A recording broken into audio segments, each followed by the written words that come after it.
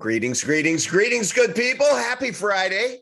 It is Epic Cash Live. It is sure good to see you. Do I look a little thinner? Huh?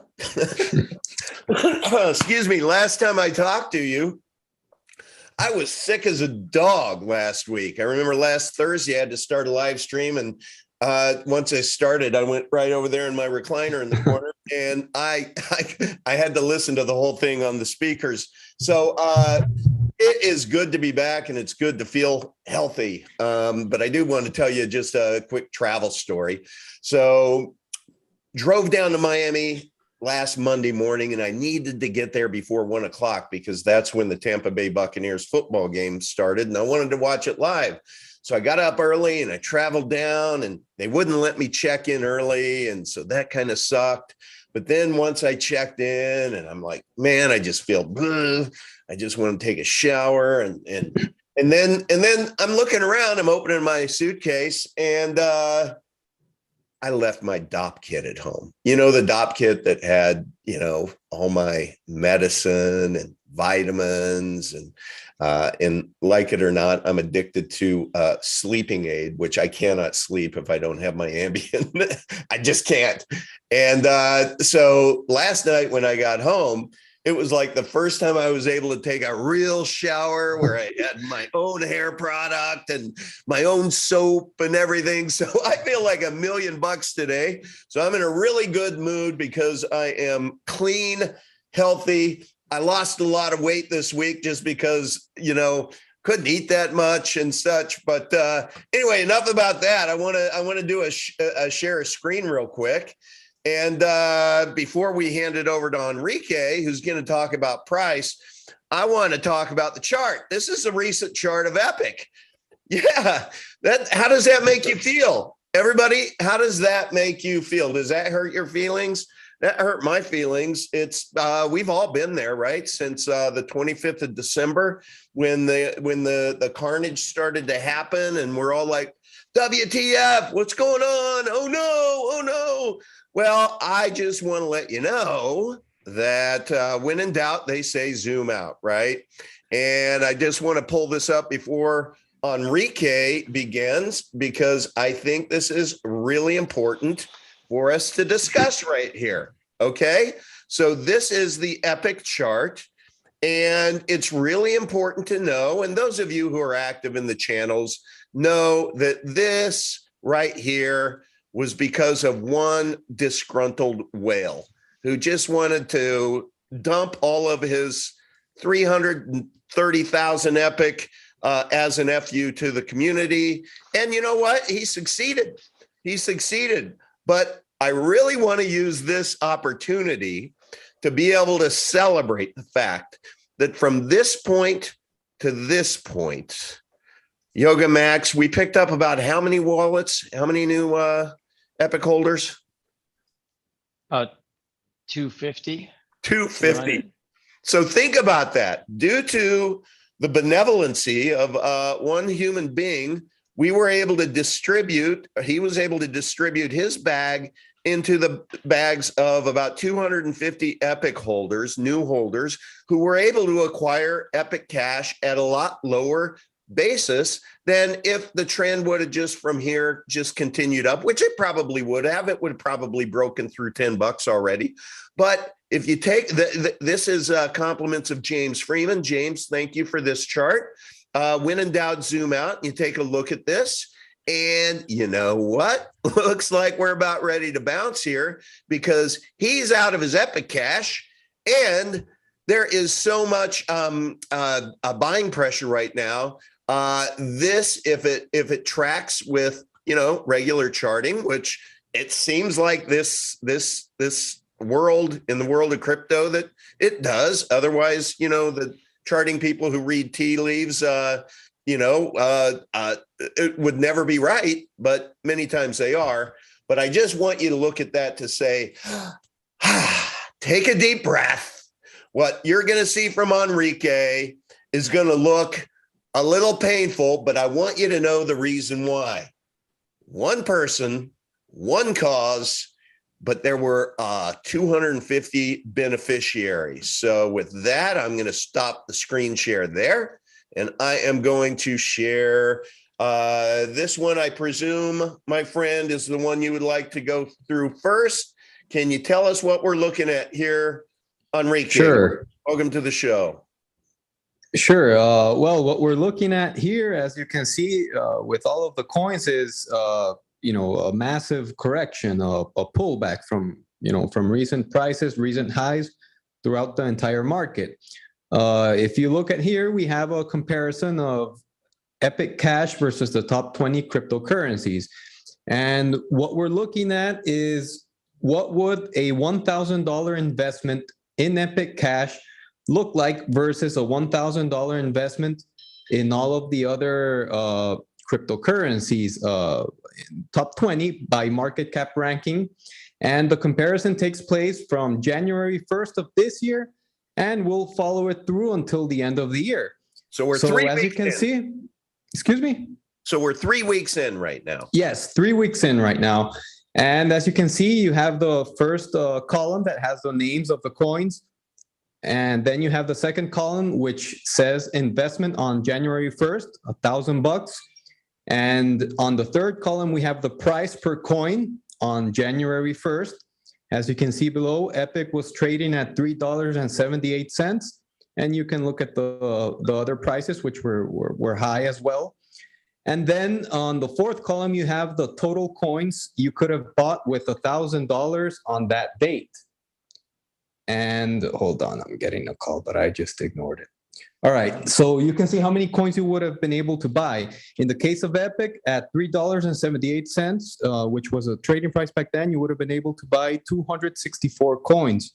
Mm-hmm. And if we look at today's price, which I do a snapshot every Friday at 10 a.m. Eastern time, the price of Epic was $2.01. So that's on the fifth column. And on the sixth column, you see the value of your coins or your portfolio.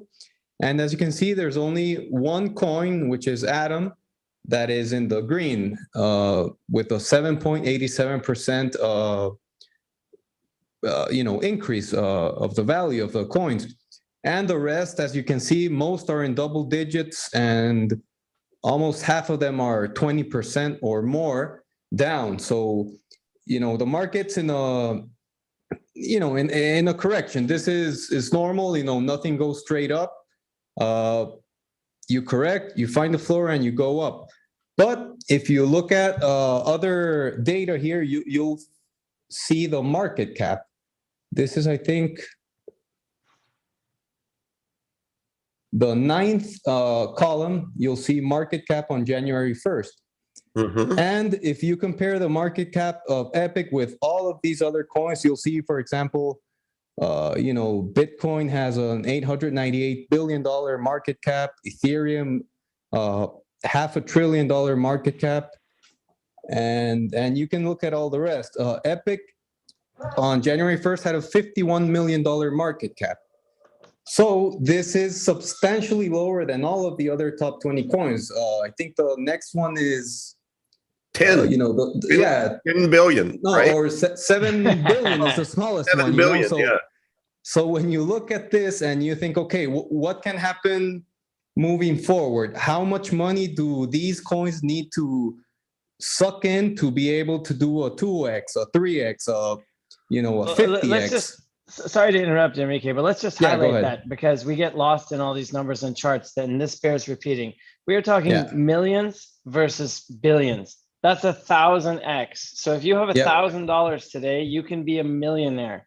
So yes, we're a lot more volatile. We're down there at the bottom, 46% off, when others are down less. But I mean, look at it against the risk. There's thousands of times of upside to just get to the same place as these others. And we think there's a lot of reasons just to break the top 20. I mean, think about what price. Yeah, I mean, and it's just like it's astonishing. I mean, if you drove by a gas station and they said they have gas for not $4 but 0.4 cents, I mean, you would assume it's a typo. right? Now it's obviously, not exactly apples to apples, but here, that is exactly what's going on. Mr. and Mrs. Jones, would you like a 3-bedroom, 2-bath, single family home for $500,000 or $5,000? And we're offering the $5,000 one, and people are like, let me think about it. Right. That's what's going on here. Oh, you know what just hit me? It just hit me. It's kind of like, I know what it took for us to be down 46%. A disgruntled whale who was just having he was trying to literally intentionally harm the community with a middle finger on his way out. Screw you, Epic trash. But that's one person with a small microcap coin. But now some of these others, man, they're down 30% plus. Think about, with billions of dollars, how much price action, how much had to exit left to be able to have a 30% impact on a multi-billion-dollar coin. That is sobering. Yeah, and the bear market for these coins usually lasts a long time for the larger ones. And in the case of Epic, since where we're at in the project, it takes very little money to push the price back up. And I'm pretty confident that we'll be up over $10 pretty soon. I mean, that's my personal check this out prediction, but. Well, let's see what the numbers tell us. So I just did the math. The generous benefactor who chose to give a very discounted entry rate to 200 new people to drive our Metcalfe's law. Thank you. Let me see it. Excuse me one second. It was 2 months of mining production that was dumped onto the market indiscriminately, with a different purpose, let's say, than financial maximization. So we took 2 months of mining supply dumped onto the market like a champ. And what did it do? It showed a bunch of people how much they really care, and they raced to go get money to buy. And in a lot of cases, an interesting story that I learned from Spencer, I don't think he would mind me sharing. Let me turn on the 2-minute timer here. Thank you, Uncle B. I've got, I have these little 2-minute timers that they gave me, so I will be a lot less long-winded. You guys, you have to appreciate this. This is the love we all have together. We all met, and I'll share with you some pictures and stuff. But Max can take a joke because I gave him 4 of these 2-minute sandglass things to where I said, set these up wherever you're going to be on air so you can turn it over. And after 2 months or 2 minutes, you can stop and say, hey, have I answered your question? So thank you for taking it like a champ, Max. That was just all in fun, but I enjoy the fact you're using them. I am. It's a useful thing. Let me grab a new one here because you were using my 2 minutes. If we're going to cut me to 120 seconds, I need each one of them. Thank you. But anyway, so 2 months of supply came onto the market. And usually when that happens, I get people that are like, oh my God, the sky is falling, what should I do? And then other type of response is there anything going on that I should know about? No. Okay, well, can you help me find some coins and buy? And so Spencer was trying to buy the dip, and he wired money to his exchange, as he had for years. Had the old account, have the bank account linked, everything's hunky dory. I'm going to go in there and buy the dip. So he sends a wire transfer, and the bank it says, no, we're not allowing that because it's fraud. Wow. And he said, excuse me, it's fraud. Like I put in the wire. I'm the customer. I'm talking to you right now. Yes, we've decided that all transactions to that company are fraud, and that's our policy. And then he goes to the manager. I've been a client here all my life, blah, blah, blah. Can I get it overturned? No. And so he was stuck. But he could have found maybe other ways to set up new accounts and do this and do that, but at what cost in terms of friction and hassle and headache? And so all around the world, as people realize that their fiat ice cubes are melting, and that doesn't buy what it used to, oh my God, everything's so expensive and I can't even find it, shortages and this and that. And then they're going to buy Epic, let's say, and discovering that it's not quite so easy, even if they had all of that in place before. And again, that speaks to the essential utility of what we're doing here. I think this question of intrinsic value, and run over a little bit here. This question of intrinsic value, crypto, can it have it? Well, yes, the intrinsic value is in being able to transact when there are institutional barriers to transaction that you would otherwise be faced with. And those, are popping up more every day and really haven't been there historically. But as people get that experience once in their life, I think it'll cause them to regard Epic in a new light. Well, I just want to real quickly share with people, this was a really nice dinner that we had. You have Spencer from the UK. You have Max. Here you can just always tell Max. People were really complimenting your hair at the restaurant, Max, which was very cool. Mother Trucker in the house. You have Steve. I'm going to have Steve on the show. Steve has a great YouTube channel.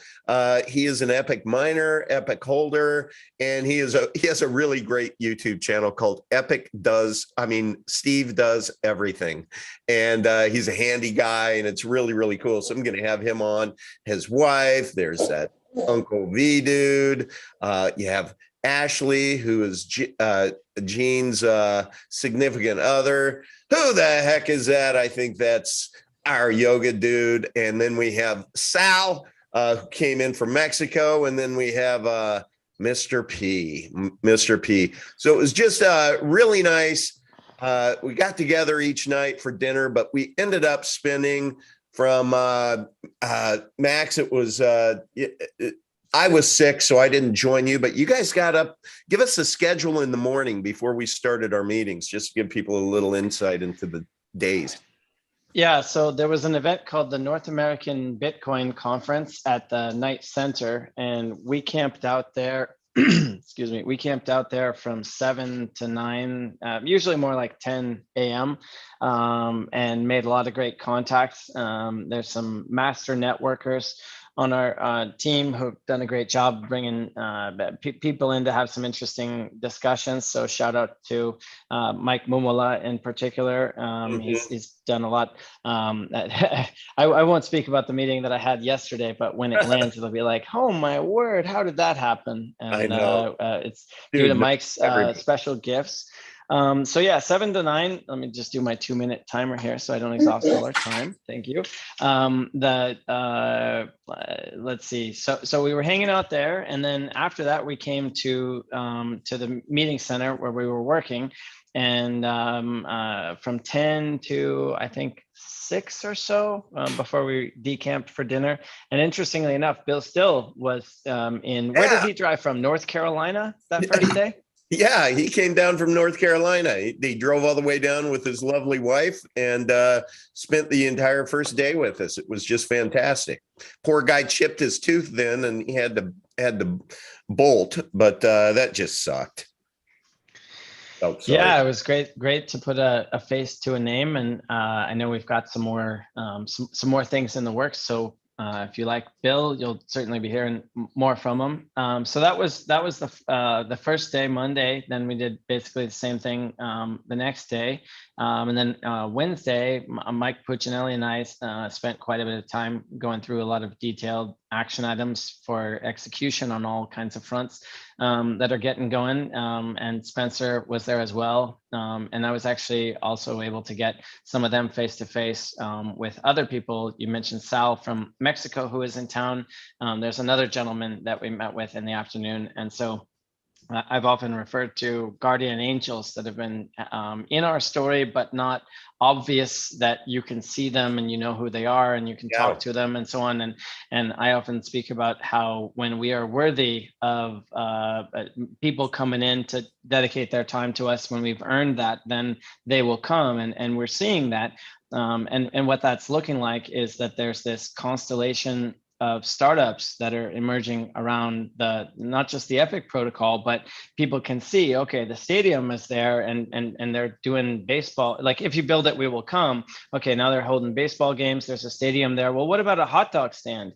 I think shirts would be a great business. Well, you're going to need parking and maybe a car wash while you're there. And so all of these fill-ins and adjacencies. I mean, if we really are able to dream of something that can be into the trillions, then even relatively small picks and shovels type opportunities, Levi Strauss in San Francisco in the 1849 gold rush, that type of thing, those types of opportunities are attracting people. And I think that their entrepreneurial energy and their capital, Epic is an engine of entrepreneurship for people.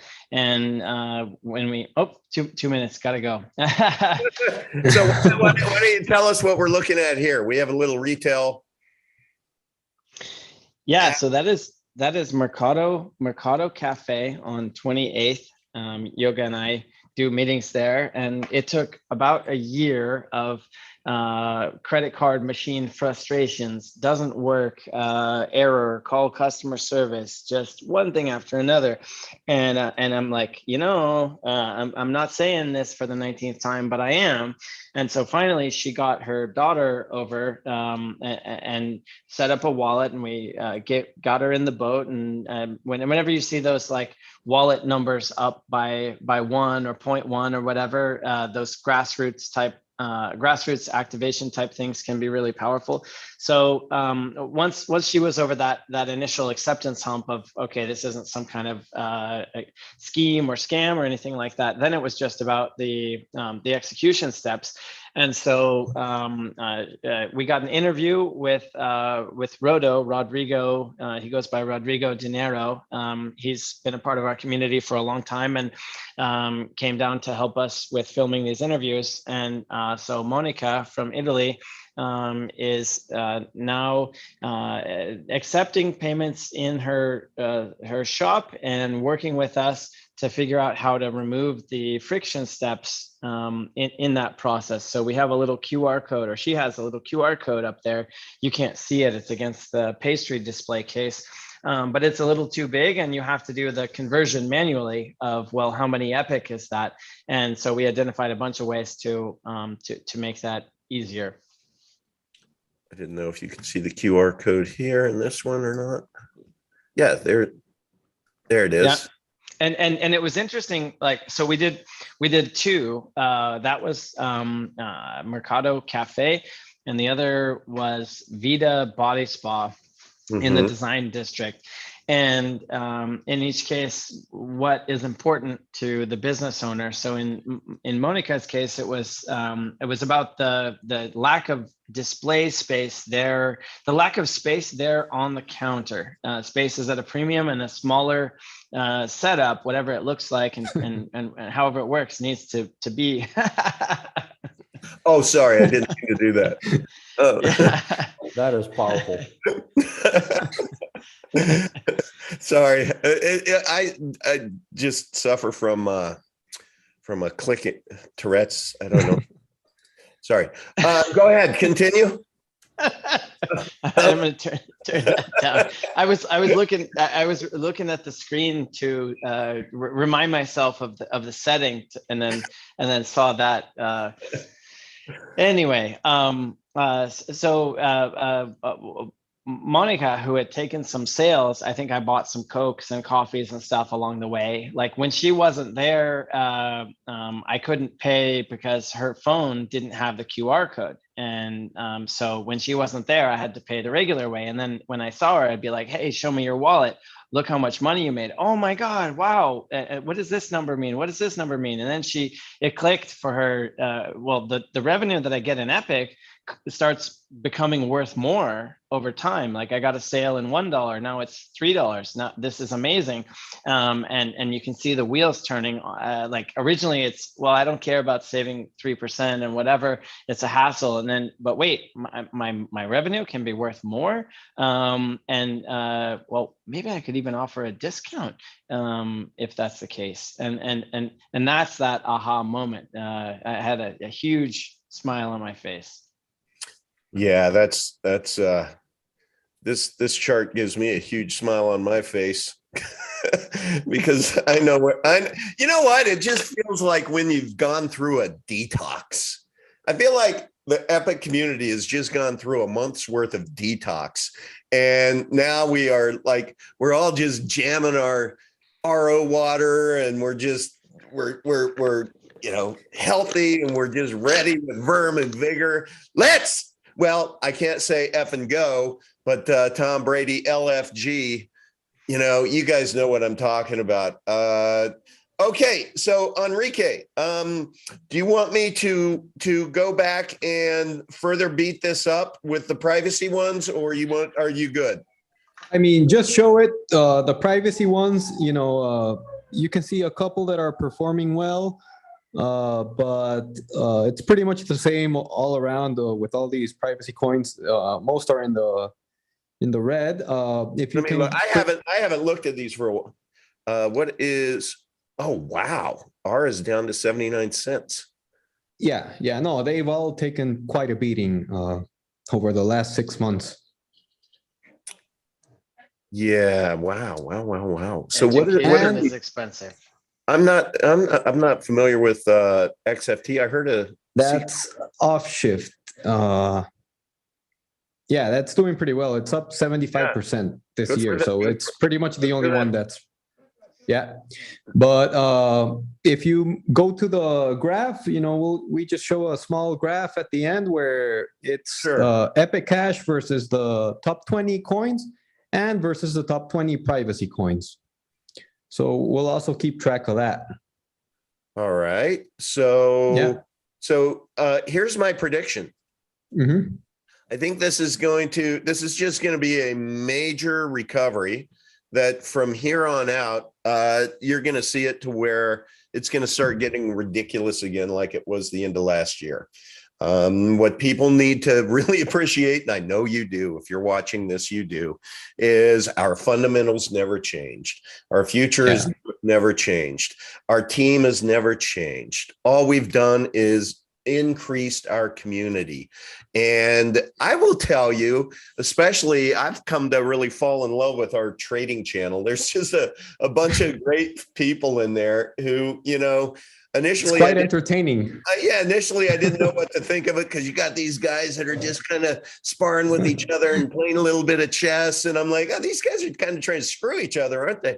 And stuff. But then as we've gone through getting porked over the last month, I was like, wow, no, everyone's really rallying and coming together.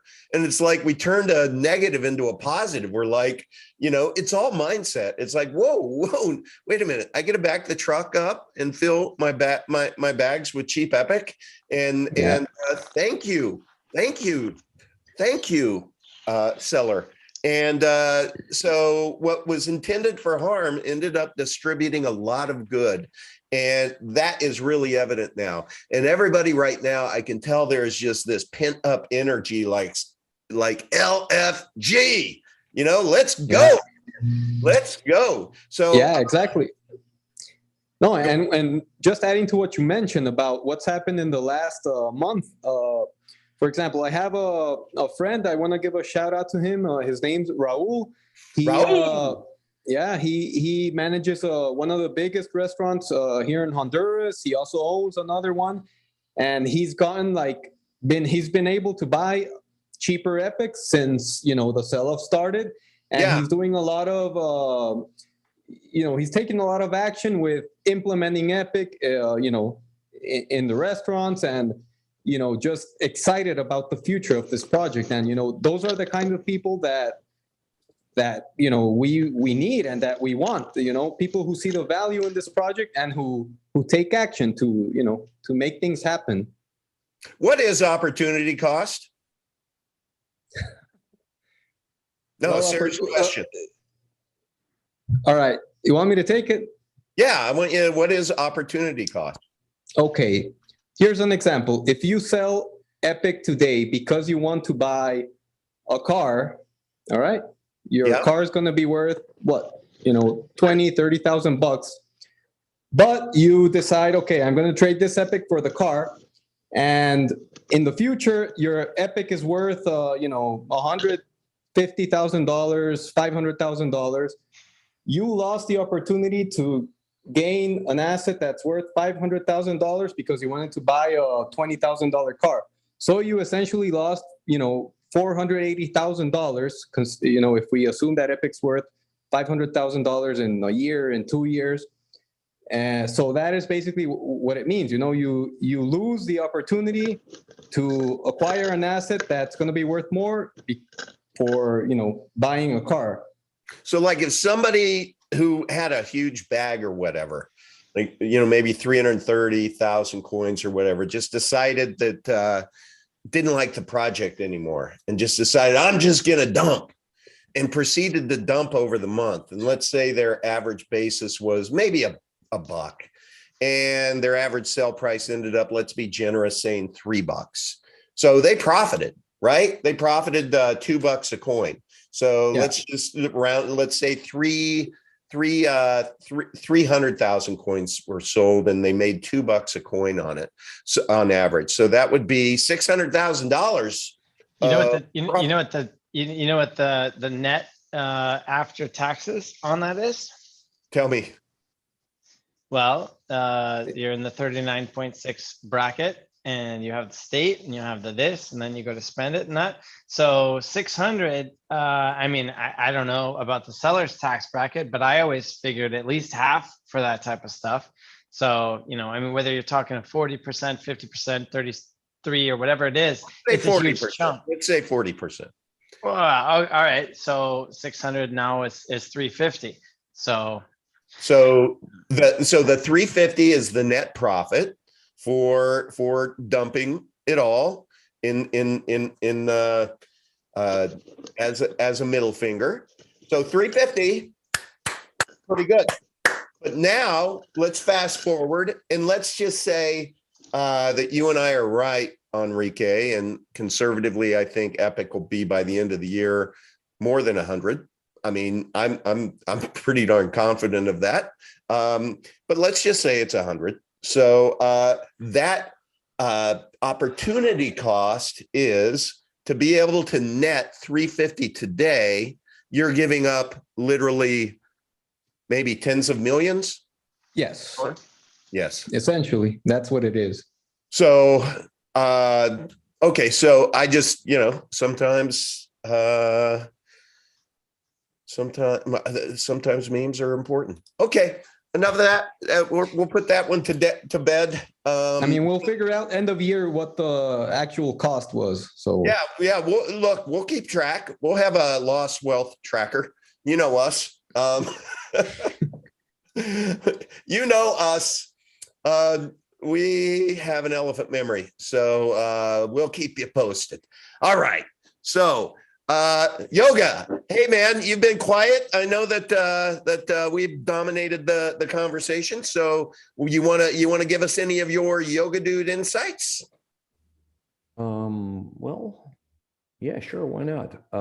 First of all, it was really awesome to just meet people face to face. The meetings that we had, and Spencer flying in from UK, and everybody just connecting at a whole different level. So it was really productive. It was really awesome just to really connect with people. And there's so much you can get done faster, in the setting that we had, just kind of, brain jamming session, if you will, just kind of going through things and, outlining the milestones, outlining the goals, I mean, it was awesome. It was awesome on several levels, just in terms of what we accomplished, and then also just the human element, which for me, I mean, that's why I'm in the Epic project. It is the people.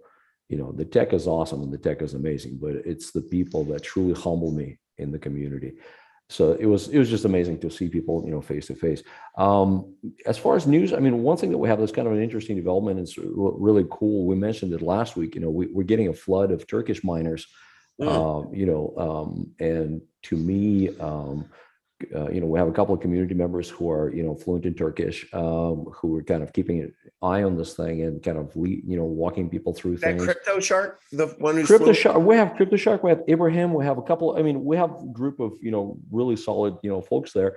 But what's cool is it's this very organic, very respectful, community where folks are just picking up bits and pieces of wisdom from each other. It kind of reminds me of like when we went mainnet, when Epic went mainnet, and people were discovering Epic for themselves.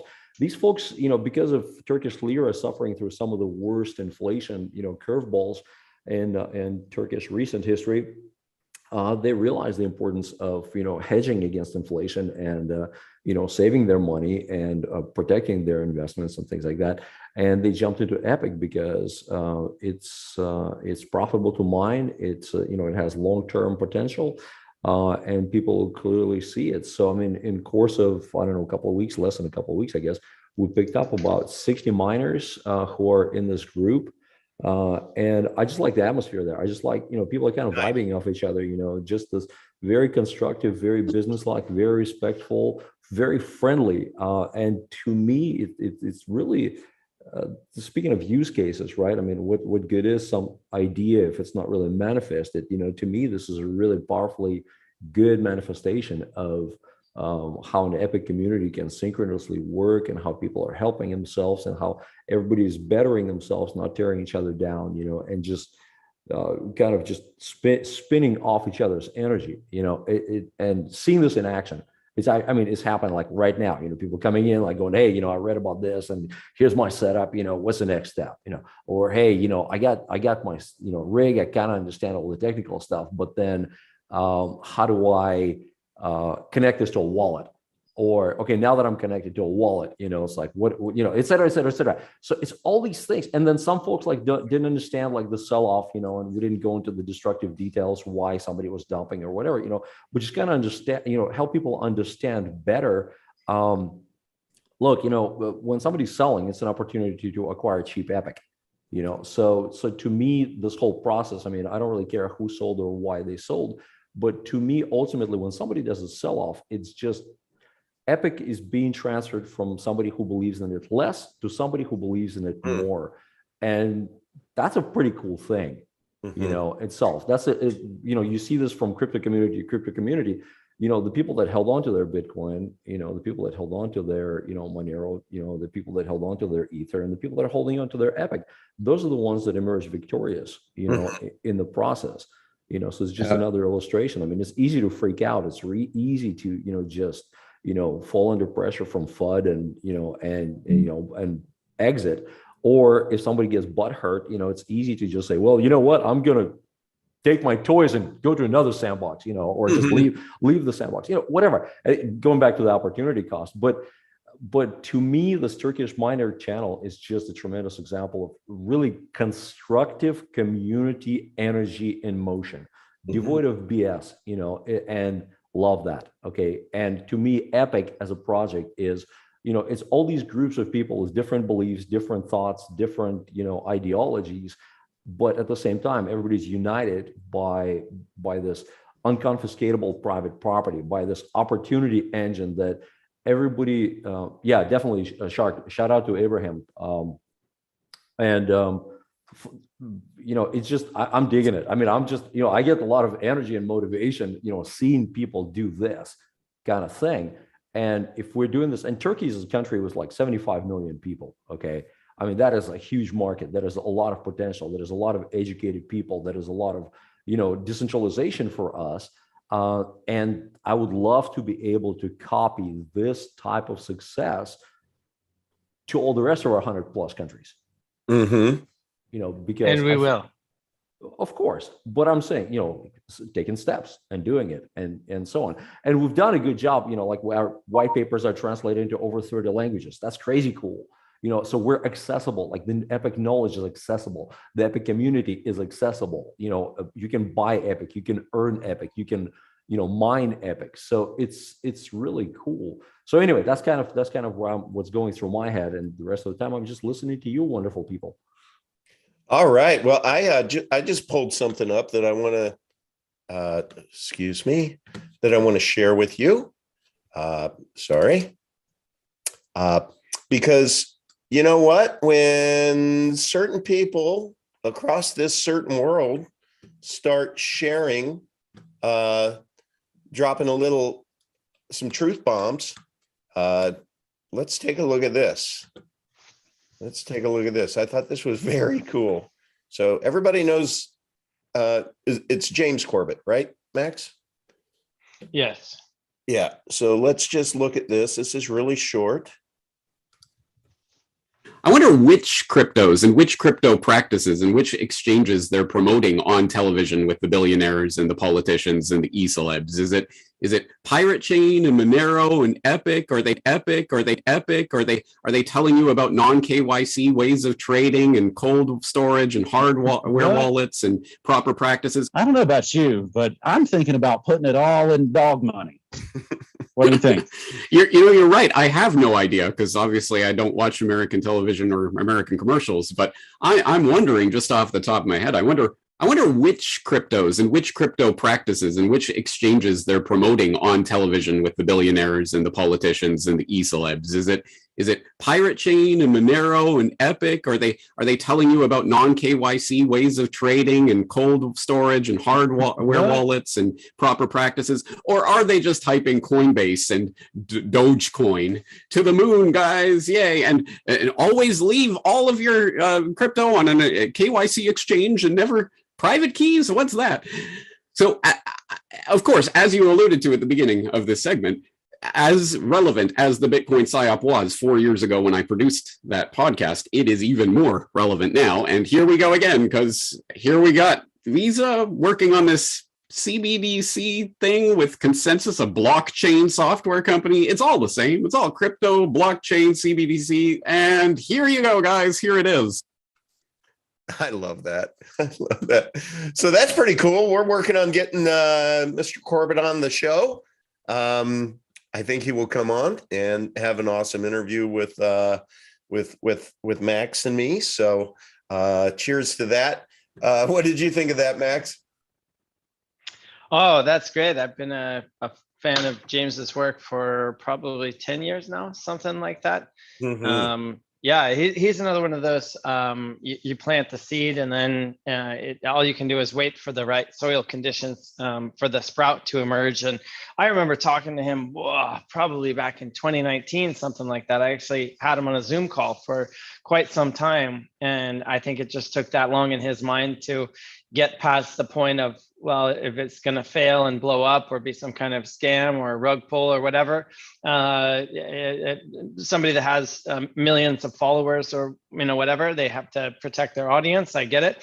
And so that little initial mention of throwing us in there is more significant than it might seem. And I think knowing what I know of his work and how it aligns with our values and what we're doing, it's great to be able to hopefully count on him for a little bit of support.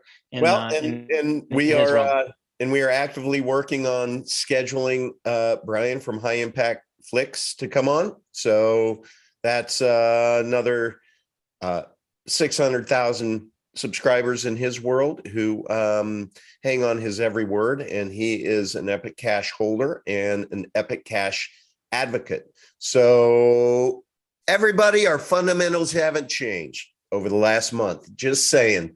The only thing that has changed is that more and more people of influence are learning about us. And shout out to Mike Mumola. That guy, his network is just beyond belief. And by the way, wasn't it kind of cool, guys, to see him in action? Oh yeah. because we've had this issue, the curveball with Bitmart for our E1 listing. You know, they punted us down down a couple of months to listing Epic Cash. I believe it's March 31st.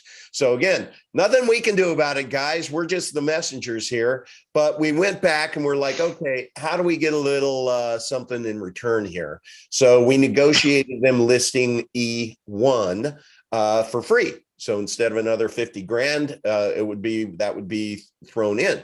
So that's a win. That's a win. We also got some additional marketing and such. That's a win. But then enter, okay, with E1, we need to go back through and get all the same legal opinion to make sure you're not a security. And we're like, what? Epic E1 is just Epic Cash wrapped. It's the same asset. So it should be the same. Nope. So all of a sudden that can mean, guys, another $20,000, $30,000 in legal fees. And guess what? It's not going to take a week or two. So Mike Mamola, attorney, long time, has a practice for 20 years. He did his networking thing, and we were all there in the room together. And he was speaking to this securities attorney, used to work for the SEC, who got on, and it was just artful the way that he engaged with this guy and brought this guy onto our side of the table to where he's willing to lean in and expedite everything and do it with kind of a friends and family type discount because, you know, they're both attorneys and speak that language. And Mike is just a master. So I just wanted to say, Mike, thank you. You are a rock star, and you really are making a difference in our community. I just want to tell in on that. Mike is a super connector. I mean, I have never seen a human being engage on the fly, like just with a passerby and just look into their soul, you know, and connect. I mean, yeah, he has he's something. He is real something. The cast of characters assembled is impressive. Definitely. Yeah, there was one guy, you guys can tell the story, but apparently was walking by and Mike just walked up to him and said, "You, sir, win the best shirt of the conference."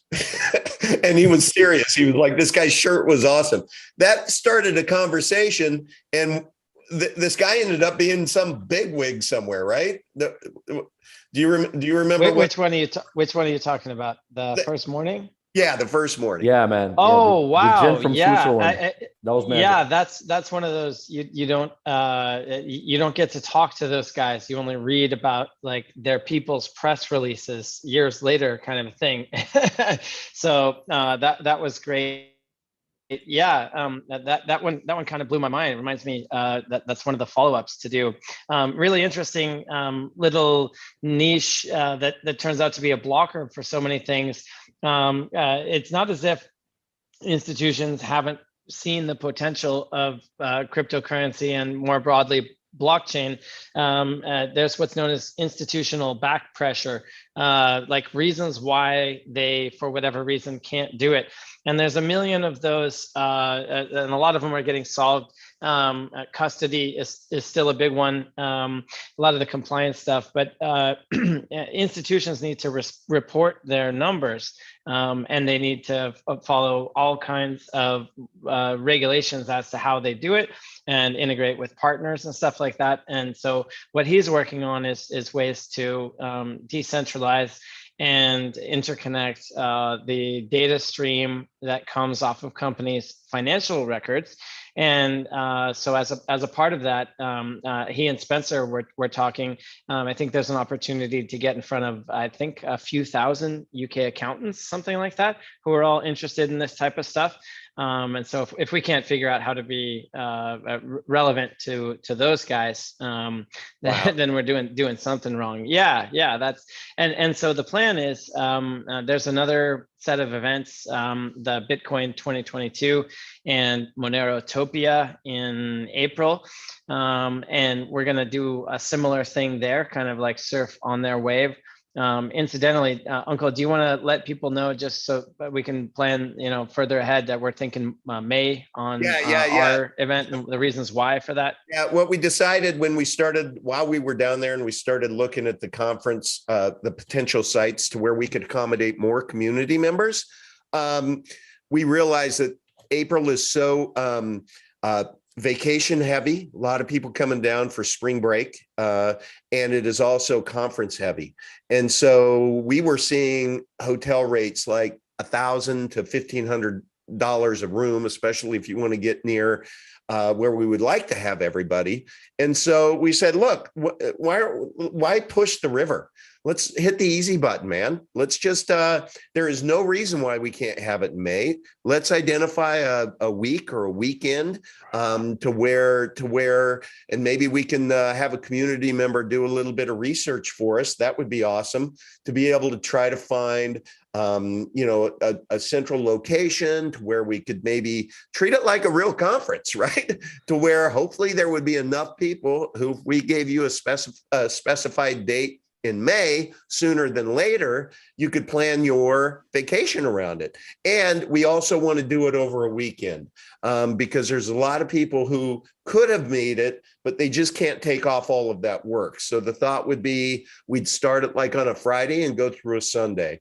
And then that would give people flexibility to get in, maybe take one day off of work. So that's the reason behind it, just because we want to make it way more affordable and be able to accommodate way more people, because I think by May, we are going to have an epic army. So stand by for that.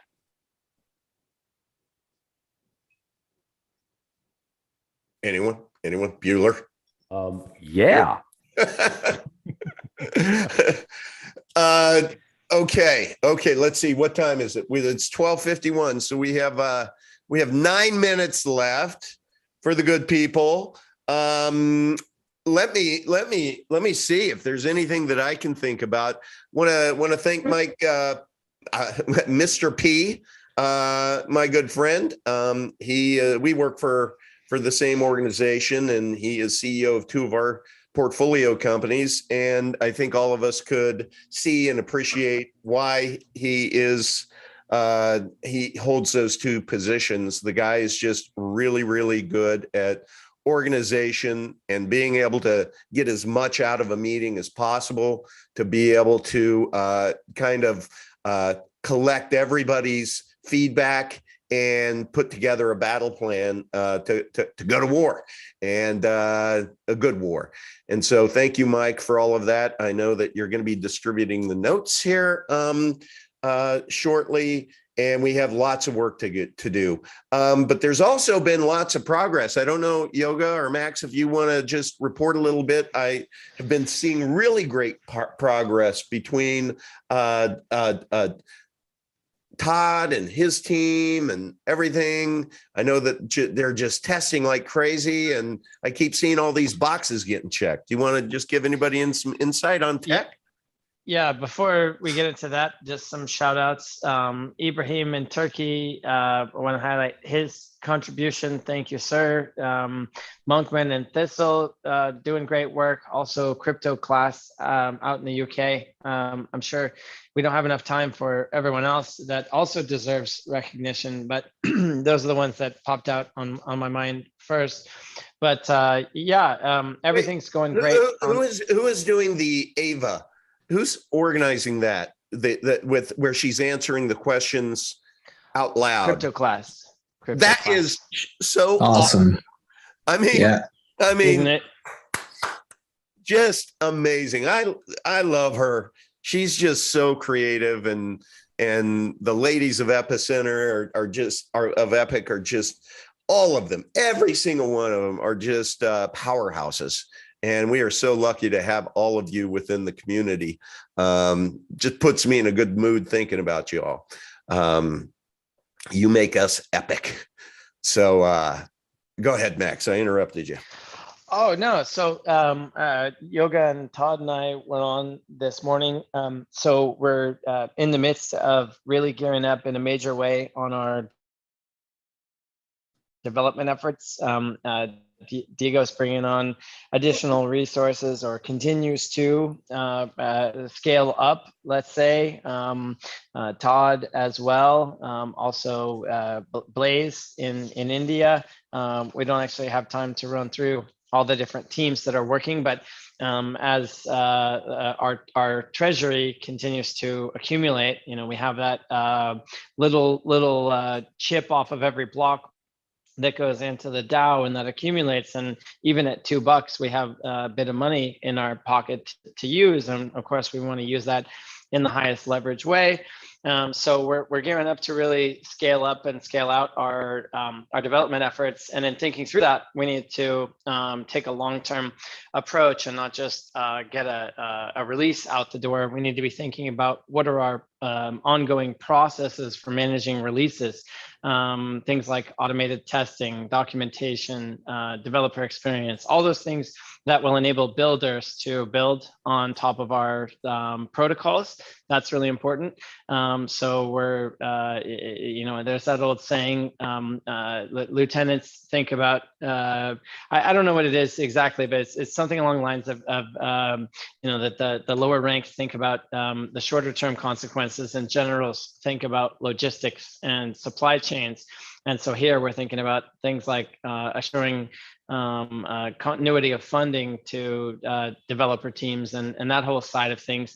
And so looking ahead, like what is the type of footprint that we need to handle our ambitions? It's really a lot of work, and I'm pleased to report that everything is going swimmingly. And there's a great Mike Tyson quote that everyone has a plan till they get punched in the face. Or another military one, that no plan survives first contact with the enemy. And we continue to receive jabs and bullets from the world, and adroitly duck and jive and respond. I have to correct you. It's everyone has plans until they're punched in the face. That's a better. That's my Mike Tyson impression. I love him. Sorry, I thought that would be funny, but you know what? Nobody. It's funny. Indeed. That was a fail, chat. Everybody in the chat. I tried. I'm just trying to add a little bit of positive energy here. Was that a nice? Well, I got a network. I got a network interruption while you were doing it, so I wasn't able to engage on the alley-oop. But anyway, so here are our key objectives that are resources. Resources are always finite and scarce and limited, and however much of them you have, ambition can scale infinitely, and it's easy to dream of more stuff. But then when the rubber meets the road on actually doing things, that's where the equation comes into motion on what you can do versus what you want to be able to do. And so approximately in order where our focus will turn to as we knock off one thing after another is the E3 release. That's the bottleneck for a mobile wallet, so that should follow shortly thereafter. Both of those free up resources for the ECR air grab and getting that out into people's hands. We are going to work with VTEX to enable existing ECR holders to trade on that exchange to complement what's possible right now on the swap-based dexes, HoneySwap, QuickSwap, and WANSwap, which are great options, but not as familiar to our user base as VTEX. So that's an easy pickup. And then, of course, E1, which is enabling the wrapped Epic to trade on other blockchains and access other platforms. And then this is a little bit of a longer term one, but I'll drop it out there, which is that there's been some major breakthroughs, not just on the code front, but on the human resources front, in terms of available needle in a haystack type of people that know how to work with these technologies. so that now I can finally talk about in a little more detail something we've hinted at for quite some time, which is eDEX. And so the two particular things that we're looking at to solve our exchange bottlenecks in a way that's consistent with our values. We want it to be non-custodial and trustless and privacy preserving and permissionless and all that good stuff. And so XMR to Epic atomic swap, we're calling that eDEX Atomics. That'll be a downloadable wallet-based way where you can find a counterparty to swap Epic to Monero and back. And then the other one is enabling people to find a counterparty to do local fiat where they are. There's enough of a traction in different regions. I mean, if we have one person in one country and there's a payment network that can connect the two, then somebody can buy from VTEX or a miner and sell local fiat and pocket a spread and do the Coinbase type business. And so looking at local Bitcoins and the role that played in the early Bitcoin development. And today, things such as BISC, which actually will be providing the donor code for what we're doing, that should really break up some of the bottlenecks that we are currently experiencing in exchangeability. By the way, because I know this ultimately is on me coming out of the conference, we're going to be getting ECR on Vite. And I want to let everybody know there is some ECR out there in the wild, right? So people have already been distributed some ECR, but that has been through merit, right? There's been people who have done certain things that have stepped into certain projects and were awarded some ECR. There's also ways out there that you can acquire ECR now. So people are starting to acquire as well, getting good low pricing on ECR because there are people who had some Epic in the wild who are willing to part with it. So don't everybody freak out if all of a sudden there's some ECR that shows up within Vite and you're like, wait a minute, where's mine? It hasn't been distributed yet. It's a process. It's a process that's ultimately going to, everything needs to be done. Yoga, you called it you had a perfect phrase for was it the reconciliation process, or you had the perfect word for it? Man, I'm sorry. I guess it wasn't perfect if you don't remember, man. I mean, I slipped. I hope you do.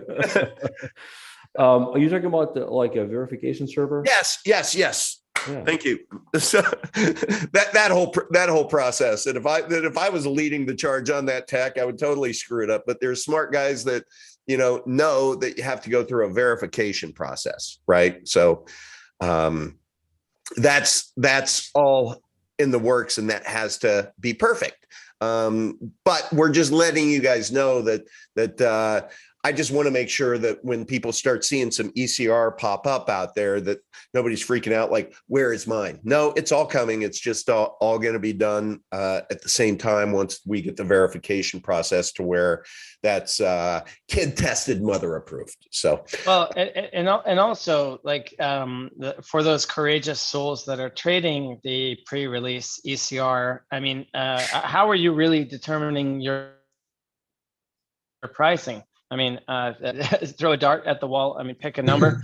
I mean, the fog of war on this is just amazing. I mean, I would say, we really don't have functional price discovery yet for all kinds of reasons, not just the exchange infrastructure. And so, if you're bullish on the future of what we're doing and want to get in at any price, then sure, go ahead and click that button. If you happen to be in possession of some and you're like, hey, I could really use $20. Let me sell some. Ask yourself, what is it that you are selling?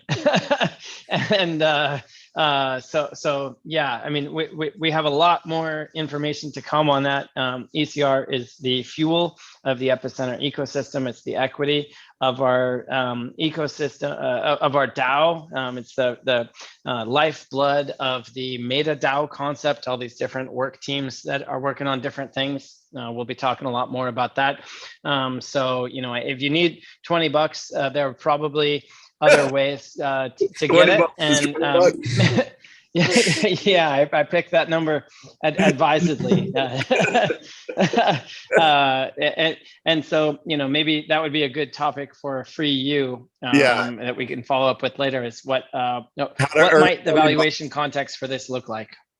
Right. You know what, Max, I want to end by just giving people a little bit of insight into the 3 days that at least that I was participating. And I know that there were a ton of subjects that would come up, and I learned a lot. I learned a lot about how you think, because like Mr. P especially, he's one that is like, well, hey, why don't we do X? Or, hey, it seems to me like we could do Y instead. And each time you would keep coming back with, yes, we could, but that would compromise us 4 steps down the road, and so in your mind, you're always thinking about decentralization and censorship resistance, first, second, third, fourth, and fifth, right? I mean, there's method to your madness. It's like the easy buttons that are out there. The reason why we got to have kind of all of this happen in time and organically is because if there's a centralized thumb on the scale, that can ultimately be bad news. I know I'm being general, but can you maybe just? Yeah, I think that's a great point. And I wish I had a recording of the call with Mike, with the former SEC attorney, talking about the securities law. And it's just like, oh, wow, how refreshing, we're constantly encountering these situations that are trying to dance around how many angels can fit on the head of a pin, and what is the definition of the word is, Mr. President, all this type of stuff. And here it's just absolutely clear cut. And so, yeah, I would say defensive design is really important. We start from the place of how would somebody take whatever we're doing down. And even if it's a low risk, like if you can take your risk down to zero, I think there's, even if we weren't valued at thousands of times versus the other ones, if we pulled up that chart, I mean, aside from a handful of grandfathered in legacy protocols that are on there, all of the new ones that have a corporate form of organization and or use a consensus mechanism that isn't explicitly blessed as per the current regulation, or any one of a million details of their whole. I mean, imagine if you were building. Here's how I look at it. So we're trying to compete in the car market, and the engine has 14,000 components in there. If there's anything about any one little of those 14,000 components, then like VW with the emissions, your cars are off the road. I mean, it's literally just someone clicks a button and you're done. And even if they don't do that, the fact that they could means that there's whole classes of use cases where your tech just can't work. Because if you're getting into, well, we're decentralized, but it can blow up in all these kind of ways. Well, all right, is that really that much better than what I have? Because is PayPal really going to shut down my account? Like, you have to get into this. Well, are they going to do it to me? Maybe so, maybe not. Mm-hmm. But in our case, it's in Sierra Leone, where people are trying to figure out how to use Epic as money for their small businesses. There's a shoe seller out there that we've been working with, doing the equivalent of the local adoption thing here. And he said that about half his sales are through the cell phone company, Orange Money, and half are cash. And when it rains a lot, for whatever reason, the cell phone based money service goes out, and he has to go to 100% cash. And in his case, when I told him that Epic never goes down, oh, wow, okay. And we don't really have those things here. I mean, your service generally works. So having something for that type of use case is awesome. How about 2 minutes? Have I answered your question? Yeah. Oh, good, Max. Perfect. You're learning. I applaud that. Well, look, it is 1:08, guys, so we're over. So I think this was a great a great Epic Cash Live. It was a great Friday. It was great being with you guys this week and doing this show today. I was really looking forward to it. So everybody in the chat, thanks for joining us. We have 32 watching. Wow, that's awesome. That's awesome. We have 25 likes, so maybe we can pick up a few more likes. Everyone, smash that like button, hit the notification bell, and keep coming back. I will tell you that this coming week, I'm going to have a gentleman on. He goes by Just Saying Dude, and it is going to be a non-crypto show. Even though he is an Epic Cash holder, it's not going to be about Epic Cash. This gentleman, I knew him for a couple of years and really mostly through Discord. And then he totally went off the radar and was really worried about him. Lives in Australia. And all of a sudden he resurfaced a few weeks ago. I heard him on a podcast. And what I learned was he went through his own personal hell to where he ended up with a 2-inch by 3-inch by 1/2-inch cancerous tumor on the back of his tongue, in the back of his mouth. And he went to all the white coats and they basically, gave him the game plan to perhaps get rid of it, which was full-on chemotherapy. It would have just destroyed his jaw, would have destroyed everything. And so he didn't do it, and he did his own work, and he researched some alternative homeopathic methods of treatment. And he found that there's this gentleman who had a way to beat back cancer. And for 45 years, he tried getting this through the FDA, and they would not allow it. So what happened was, after he died and his kids took over, they said, screw positioning it as treating cancer. They just put it out there as a supplement. And so he was able to find this, and it was $45 a month. He'll tell the story, but I want to give the happy ending here, which is over the 2 years of doing this treatment, 100% beat it, gone. And I'm going to have him on the show to talk about it, because I think that is a message that I think everybody needs to hear. There may be some of you out there suffering from cancer. There may be some of you who have loved ones suffering from cancer. And I just think it's important for people to know what this is. Not saying that's going to work for everyone, but look, man, if you are doing a Hail Mary pass, I think all of us are in the position to where we'd at least like to be informed. So I'm really looking forward to having Just Saying Dude on this next week. I'll let you know when. Other than that, man, this has been fun. It feels so good to be able to have energy again. Whatever illness I had kicked my butt for a week, and but we're back like a good rash. So thank you for joining us in the chat, everybody. Wishing you a happy, great, awesome weekend. Elle McMurphy, thank you for joining us as always. Max, thank you. Thank you for a great week. Yoga, thank you. Thank you for organizing everything over there. And really enjoyed it. So, okay, that was a long ending.